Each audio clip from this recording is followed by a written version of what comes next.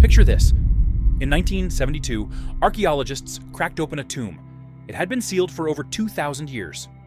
Inside, silk garments so perfect you could wear them today, brand new condition. Now think about your expensive silk shirt, the one already yellowing after 6 months, loose threads everywhere, that weird musty smell.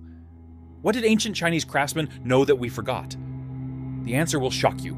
It reveals why everything you buy today is designed to break. Stay with me. By the end, you'll never trust modern textiles again. Here's what's really happening. You've been lied to about modern manufacturing. They told you it's better than ancient methods. Wrong. Dead wrong. When it comes to silk, we've gone backwards, way backwards. This video uses archaeological findings, textile reports, and ancient records. We're diving into silk science and Han Dynasty secrets. You'll discover why silk, a delicate protein, outlasts every modern fabric. This isn't history, it's lost material science. Think about it. Silk is protein. Same stuff as your hair and skin. It should rot fast, right? Yet, ancient Chinese silk survived thousands of years. Your modern silk dies in months. This isn't luck. It's not perfect storage. Ancient craftsmen engineered silk at the molecular level. They knew something we forgot in our rush for cheap, fast production. But here's the kicker. By the end, you'll know why your expensive silk fails. More importantly, you'll see our backwards approach to making things last. Ready to have your mind blown? Here's where it gets crazy. Ancient Chinese silk wasn't just fabric. It was molecular engineering. Let me break this down for you. Every silk piece you've touched is protein. 2 proteins called fibroin and sericin. Think Lego blocks connecting into long chains. Here's the problem with your silk. Manufacturers break these protein chains on purpose. Why? Speed. Broken chains mean weak fabric. Weak fabric falls apart faster. Ancient Chinese did the opposite. They kept protein chains complete. Imagine this difference. A steel cable made of continuous wire versus broken pieces held with glue. That's what we're talking about. The Mawangdui tomb proves this. 1972. Researchers found silk from 168 years before Christ. Under microscopes, they saw something incredible: protein chains still intact, still continuous, still strong. Modern methods can't do this. They break chains on purpose, faster, cheaper, more profit. But wait, there's more. Ancient silk had superpowers. Its protein structure matched human skin proteins. This gave natural temperature control. It absorbed 30% of its weight without feeling wet. Dried quickly, breathed with your body. Your modern silk can't do this. Broken chains destroy these powers. Think of it this way. Ancient silk was high-performance athletic wear designed by nature. Modern silk is a cheap knockoff that looks similar but sucks. The textile industry hides this from you. They convinced you fabric should fall apart, that clothes break naturally. But ancient silk, lasting thousands of years, proves they're lying. So, how did ancient craftsmen protect these molecular marvels? That's where the story gets wild. This will blow your mind. Ancient Chinese dyeing wasn't about color. It was chemical protection. Here's the deal. Silk is protein. Protein rots. Bacteria attack it. Moisture destroys it. For silk to last thousands of years, it needs armor. Ancient Chinese dyers turned fabric into armor. They used indigo, madder root, and mineral dyes. But here's the genius part. These didn't sit on top. They bonded with silk proteins, became part of the fabric. Picture protective coating seeping into every fiber. The dyes created barriers against decay, sealed protein chains, blocked moisture, stopped bacteria. Archaeological proof backs this up. Researchers studied Warring States silk, 7th to 3rd centuries before Christ. They found something amazing. Dyed sections survived way better than undyed areas. Natural dyes turned fabric into self-preserving material. Colored parts were fortresses protecting silk inside. Now compare modern synthetic dyes. These chemicals speed up silk death. They break protein bonds. We traded durability for bright colors and fast production. Here's a perfect example. Traditional indigo dyeing had multiple stages. First, silk got natural mordants. These helped dyes stick to fabric. Then came dyeing. Multiple dips, careful timing, natural fermentation. Each step added protection. The result wasn't just colored silk. It was chemically enhanced silk resisting decay for centuries. Modern dyeing skips all this. Synthetic dyes applied fast with harsh chemicals. No protection, no enhancement, just color that fades and fabric that rots. But dyeing was only part of the secret. The real genius was how ancient Chinese stored their silk.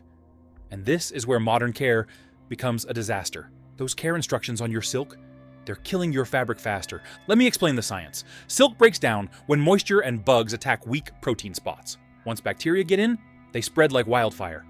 Ancient Chinese knew this perfectly. Their storage used natural materials, controlling humidity and stopping bacteria. They created environments where silk survived forever. Dunhuang caves prove this works.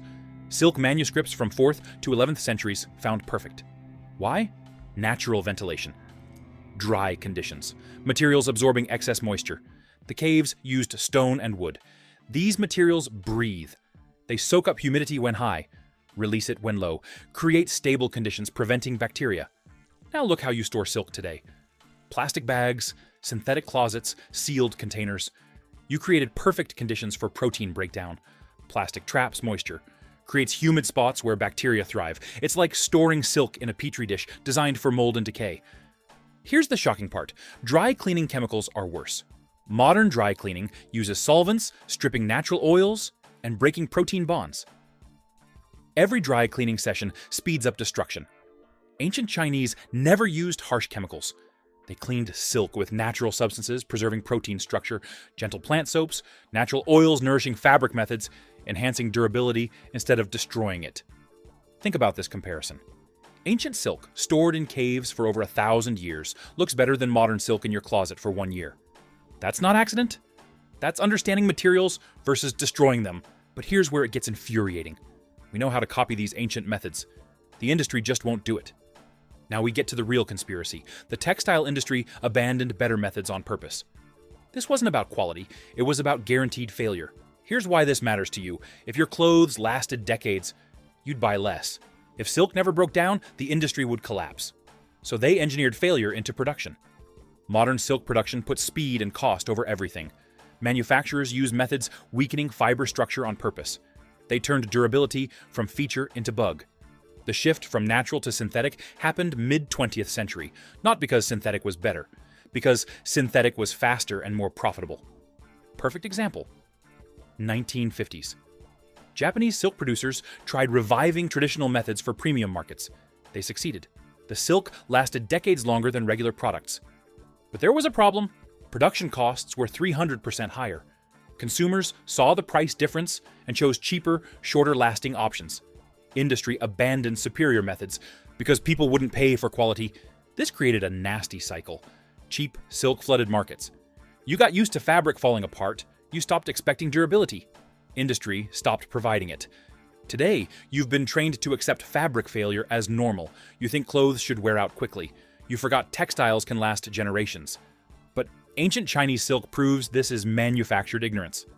Textile breakdown isn't natural limitation, it's a business model. The industry deliberately hid education about proper silk care. They want you storing silk in plastic. They want you using harsh chemicals. They want your fabric failing so you buy more. Try finding information about natural silk preservation, nearly impossible. The knowledge exists in academic papers and museum archives, hidden from regular people like you.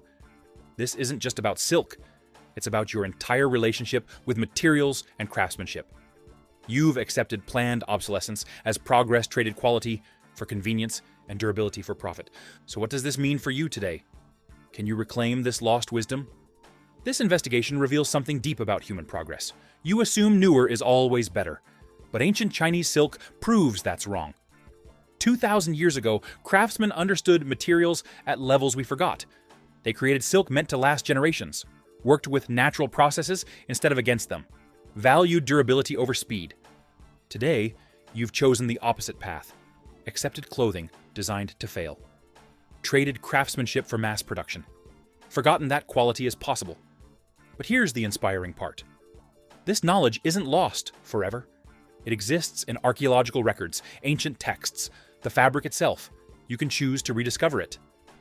Imagine a world where your clothes lasted decades, where silk improved with age instead of breaking down, where craftsmanship mattered more than profit margins.